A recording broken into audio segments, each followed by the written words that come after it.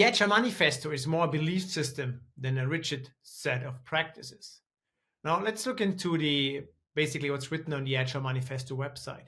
We are uncovering better ways of developing software or products by doing it and helping others do it. Through this work, we have come to value individuals' interactions over processes and tools, working software product over comprehensive documentation, customer collaboration over contract negotiation, and responding to change over following a plan.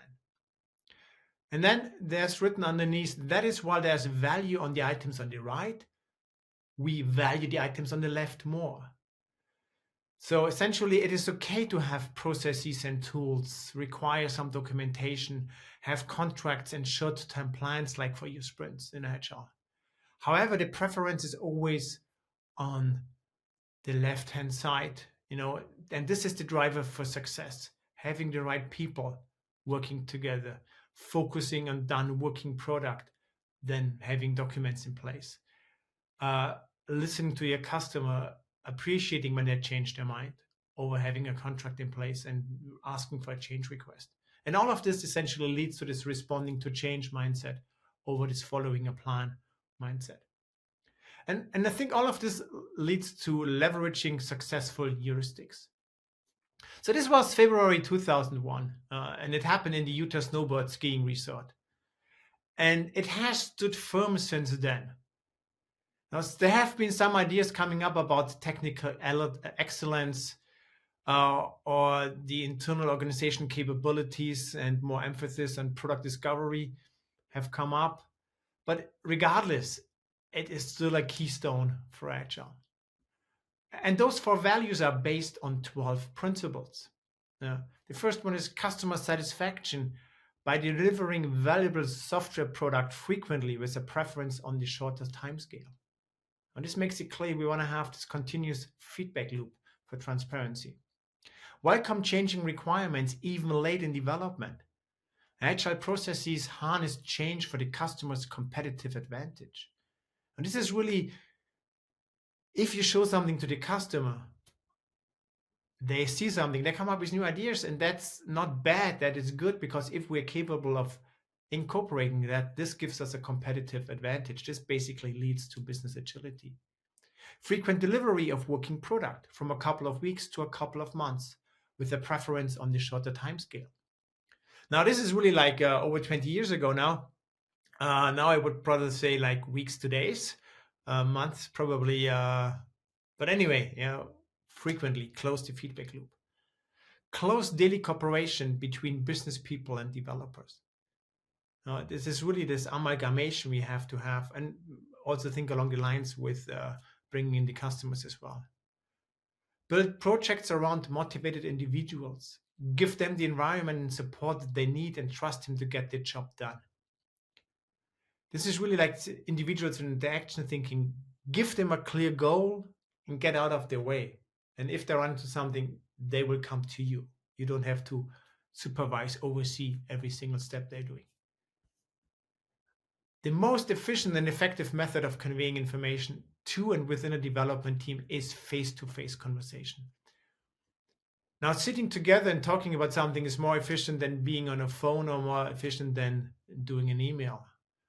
Now, on the other hand, I'm a little bit torn because I personally believe that a face-to-face video conference call is as effective. I've been doing great work using Zoom and Mural boards or Google Docs, cooperating on that, and it really felt like being on the same desk together. But maybe that's a personal preference as well. Working product is the primary measure of progress. Now, this is really the vertical slice, the enabling constraint we talk about in complexity theory, because this is reality. And everything else is just documentation. Agile processes promote sustainable development. The sponsors, developers, and users should be able to maintain a constant pace indefinitely. It's really about not squeezing out developers like lemons, there's another squeeze, another drop out there. It's really, they should be able to keep on doing that continuously, considering vacations and holidays and things like that, but they shouldn't burn out. Well, on the other hand, if there's sometimes a spike because something happened, that's okay. But overall, This is our underlying mindset. Continuous attention to technical excellence and good design enhances agility. This is really about having this good organizational capabilities built underneath, because this allows us to make those changes frequently, not be afraid of touching something which is already working. Maybe I've heard the phrase, never touch a running tool. So this really gives you the chance to keep on changing your product as you go along. So in regards to maintainability, but also extensibility. That's probably the next one is my preferred one. Simplicity, the art of maximizing the amount of work not done, is essential. So my mindset here is usually like every time I look at something, you should ask yourself the question, if we would not do that, would we still be successful? Could we still be successful? And if the answer is yes, then the question should be, why are we still doing that? Is this a waste? Is this loss of time, effort?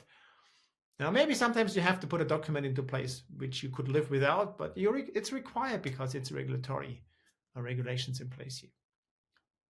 The best architectures, requirements, and designs emerge from self-organizing teams. And that's more like, okay, give them a goal and get out of the way thinking in regards to more like what happens underneath, behind the curtains.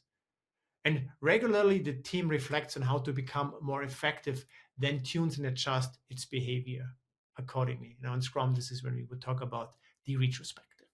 It's really like taking a step back. And this is often what you have with military fire brigades. Often after something happened, they come back afterwards and they reflect about what happened and how they could improve. Maybe I'll be quicker in that regard. Now, these principles guide Agile teams in prioritizing customer satisfaction, embracing change, fostering collaboration, and delivering high-quality software products iteratively and incrementally. Now, this promotes the adaptability, the responsiveness, and continuous improvement throughout the product development lifecycle. And this essentially means outcome over output. Now, this is why, for me, true Agile is lowercase. It's something we think, something we do. It's not a state. It's nothing you can really always achieve at some point, because whenever you have achieved that level, there's the next level you can see, and then you see the next one. And this continuous improvement thinking really drives agility, business agility. Now let's look a little bit into what else is out there. So there's the PM book, the guide essentially from the Project Management Institute, the body of knowledge. And then we have also additional traditional project management principles. So the project management body of knowledge is a framework that outlines a set of standard terminology and guidelines for project management. Now, it is, as I said already, it's developed and maintained by the Project Management Institute, PMI for short. Now, traditional project management principles, often synonymously with waterfall, share several key aspects with the PM BOK guide. Now, usually both have a phased approach. So both the PM BOK guide and the traditional project management emphasize a phased approach to project execution. Now, this typically includes distinct phases such as initiation, planning, execution, monitoring, controlling, and closing. Both approaches have a clear focus on documentation. The documentation is really important for them throughout the project lifecycle. This includes usually project charters, plan, project management plan, scope management plan, status reports, and other documents you often see. It's based on a sequential workflow. Now, traditional project management methodologies follow a linear or sequential workflow where each phase is completed before moving on to the next. Now, and this is similar to the process groups outlined in the PM BOK guide. And there's a strong emphasis on planning. Now, both the PM BOK guide and the traditional project management methodologies place a significant emphasis on upfront planning. Now, this involves defining project scope, creating schedules, allocating resources, and identifying potential risks. And yes, that is doable if you could know everything upfront. But as we know from complexity theory, We do not know because we have the unknown unknowns.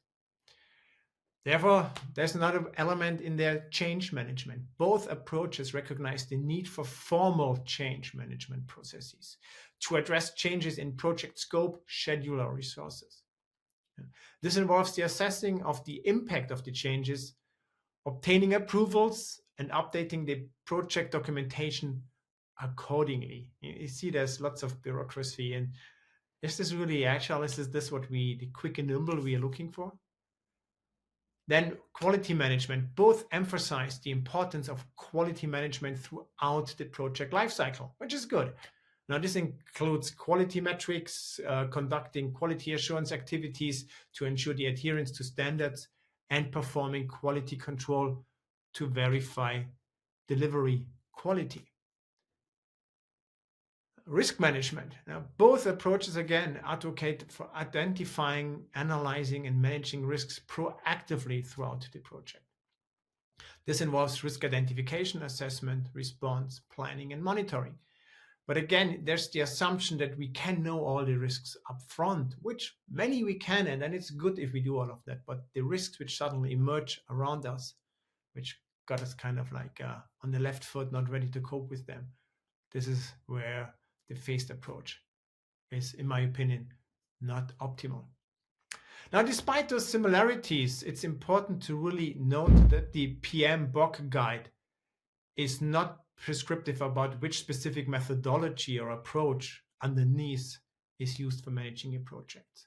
So therefore, with the PMBOK guide, you have more flexible approach, which you can tailor for your needs for the different projects and the organization you're working for. Now, in contrast, traditional project management approaches like waterfall are much more rigid and linear in their approach, which might not be as adaptable to rapid changes or complex projects as working in iterations as we do it in Agile. Now, quickly summarized here, while the PMBOK guide aligns with many traditional project management principles, it also provides a foundation that can accommodate modern project management practices, offering flexibility and guidance to project managers across various industries and project types. Now, but still, since it is since it is a phased approach with a sequential workflow, it is still assumed that the final outcome can be known before we start, which we know for non-trivial products, this is a fallacy. Now, let's just really kind of compare that and group it together with the values and the impact on the project execution. Now, in my product owner training, one of my favorite exercises is when I ask participants to compare and contrast a project mindset against a product mindset. Now, they elaborate the characteristics are the definition of success for a product or project, steering and definition of a successful product or project, and what is a successful product or project in the very end. Now, for project, what's always basically identified is it's about being on time, on scope, and on budget. And this applies for all the three characteristics I'm asking them. Now, what is a successful project? It's on time, on scope, and budget, and so on. So it is inward facing. Now, following the plan is paramount. Now, it is really focusing on achieving the predefined output. And interestingly, the word customer/user never really appears. Now, time, scope, budget is what matters. Now, on the other hand, for products, it is about customer happiness, revenue, market share, time to react. Now, these are all outward-facing characteristics, and they describe outcome. Outcome for the customer. And there's a logical and behavioral relationship to our users and customers because we need to interact with them. And that's also kind of what we have stated and learned from the Agile Manifesto, close collaboration, to show them something, learn from them, react to that. Now, this is also like one of the mind experiments I like to do. Could you deliver all of your projects on time, on scope, on budget, and still fail as a business? Yes, you could. And this is exactly the reason why in Agile, there's a focus on customer outcome. That is the reason why we have a product owner and not a project owner. Being on time, on scope, on budget is more important as a fallacy. Solving a user problem with great product is what matters. And personally, for me, Peter Drucker really got it right with his famous quote: "The purpose of a business is to create and keep a customer."